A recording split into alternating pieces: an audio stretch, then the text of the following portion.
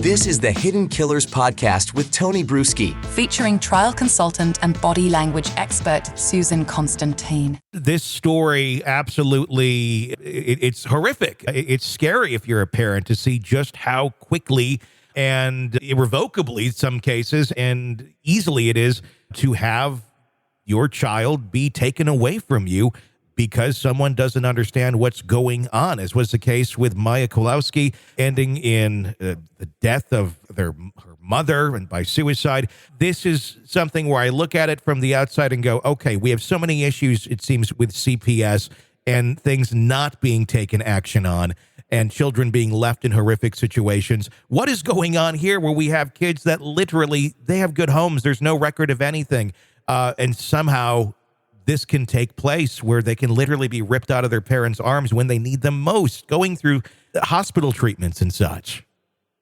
Yeah. So, Tony, one of the reasons why I wanted to talk about this case, because this hits home for me, because I have a very close friend of mine who was the most wonderful mom I've known for 40 years. And she had her children ripped out of her own hands for the exact same reason. She was falsely diagnosed with Munchausen's by proxy disorder. Mm-hmm.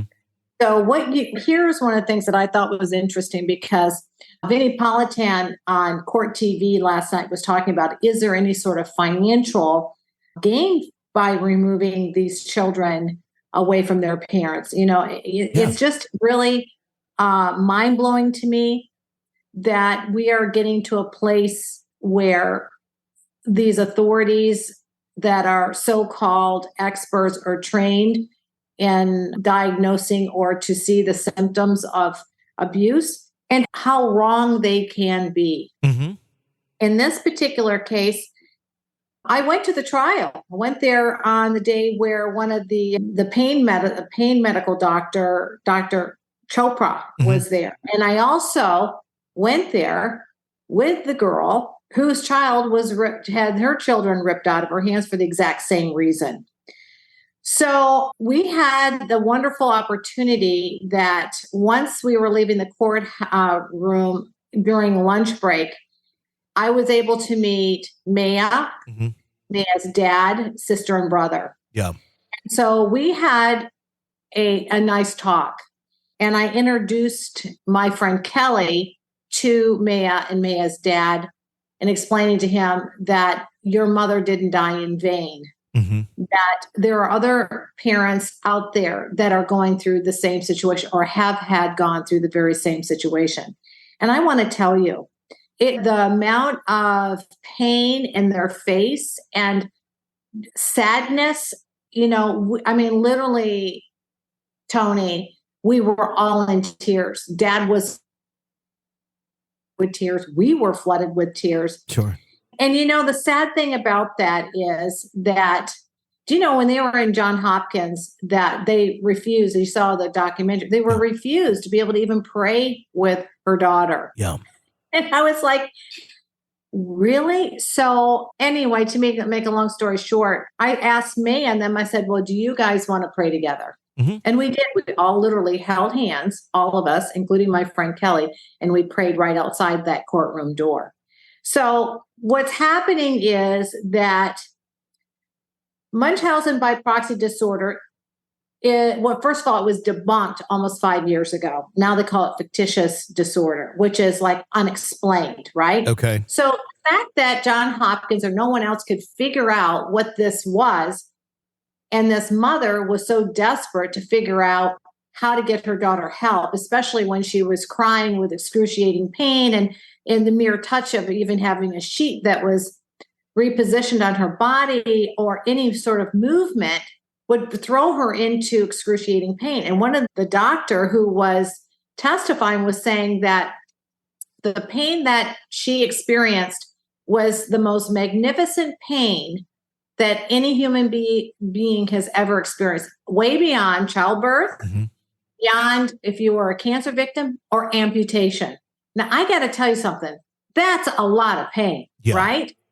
You doesn't get worse than that. So if you were a parent, what would you do?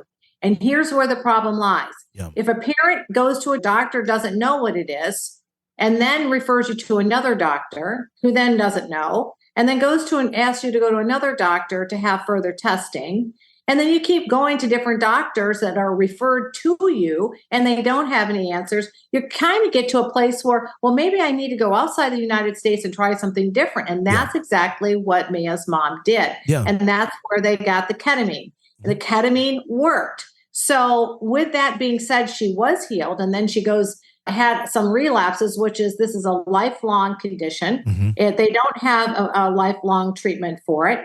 And then she starts having more problems and then having some relapses, what she will always have. And when they find out that the mother told the nurses and doctors what she's being treated with and that she was very specific and what she needed, why?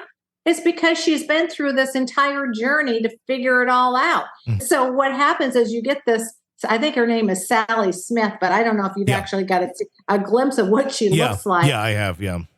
But she just looks like one pissed off person. I mean, Yes.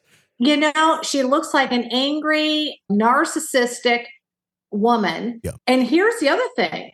There was anyway, so she diagnosed her with Munchausen by proxy disorder. Sure. The child was in danger. The mother was over-medicalizing her, was over-medicating her. So therefore, she must have Munchausen's by proxy disorder.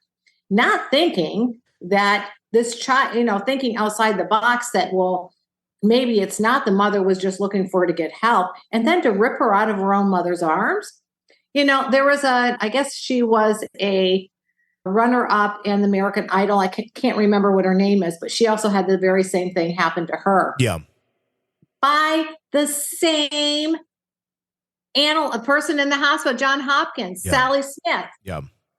Okay. So we got a real problem with these officials that are taking matters into their own hands, causing so much distress, anxiety, endangerment, mental and physical, to these children. It is incomprehensible to me. And I gotta tell you, it flat out ticks me off to no degree. I mean, my anxiety and my blood pressure goes up thinking about it. Sick of the ads? We are too. Start listening with no commercials now and get access to all of our episodes in advance of everyone else. Become a True Crime Today Premium Plus subscriber on Apple Podcasts. Search True Crime Today Premium Plus on Apple Podcasts or go to our podcast page and sign up now. True Crime Today Premium Plus. Sign up now.